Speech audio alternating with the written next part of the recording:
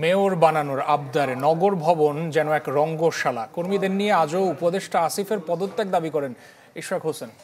BNP কর্মীদের টানা আন্দোলনের মুখে কার্যত অচল হয়ে পড়েছে ঢাকা দক্ষিণ সিটি কর্পোরেশনের কার্যক্রম।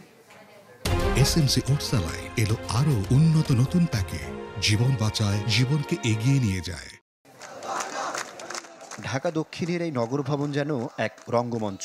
শপথ নেওয়ার সময় পেরিয়েছে বহু আগেই। তা না নিয়েও নিজেকে জনগণের মেয়র ঘোষণা দিয়েই বহুবিধ কার্যক্রম চালিয়ে যাচ্ছেন ইশরাক। এদিকে তাকে শপথ পড়াতে তৃতীয় দিনের মতো বিএনপি নেতাকর্মীদের প্রতীকী কর্মসূচিতে কার্যত স্থবির নাগরিক সেবা। আন্দোলনে অংশ নিয়ে মঙ্গলবার বেলা 12টায় সংবাদ সম্মেলন করেন ইঞ্জিনিয়ার ইশরাক হোসেন।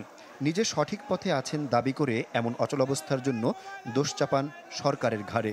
অসত্য এবং বিভ্রান্তিমূলক তথ্য গণমাধ্যমে উপস্থাপনের জন্য স্থানীয় সরকার উপদেষ্টা পদে জনাব সজীব ভুঁইয়ার বহাল থাকার নৈতিক অধিকার হারিয়েছেন।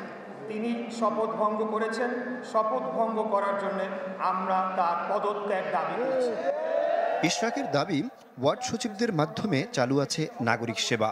বলেন, আইনগতভাবে পদ না মিললেও দক্ষিণের জনগণের প্রতি দায়বদ্ধতা থেকেই কাজ করে যাচ্ছেন তিনি।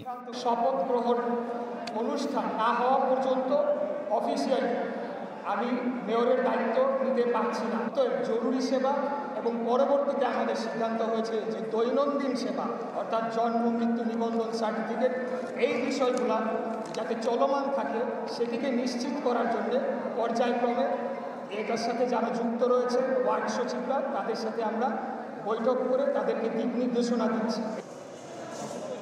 এদিন নগর ভবনে আসা মানুষকে ফিরতে হয়েছে কোনো ধরনের নাগরিক সেবা ছাড়াই। অনেকেই চাইলেও পরিশোধ করতে পারছেন না বিভিন্ন রকমের করের টাকা। ফলে কাউকে কাউকে গুনতে হয়েছে জরিমানাও। ভাড়াটা আমার 3 মাসের ভিতরে যদি আমি না দিতে পারি তাই আমার জরিমানা দিতে হয়। তাই আমি 2 মাস থাকতে গত মাসে ঈদের আগে আসছিলাম, পারি নাই, তালা দেওয়া সব। ওনারা আন্দোলন করুক, যে সরকারি আসুক, যেভাবে আসুক, সমস্যা নাই, কিন্তু নগর ভবন বন্ধ রাখবে কেন? সেক্ষেত্রে আমরা দেশের জনগণ যে ভোগান্তিতে পড়ছি এই ভোগান্তি থেকে আমরা মুক্তি চাচ্ছি। গেল প্রায় 1 মাস ধরেই এমন অচল অবস্থা ঢাকা দক্ষিণ সিটি কর্পোরেশনের। আহমেদ সোহাগ, চ্যানেল 24, ঢাকা।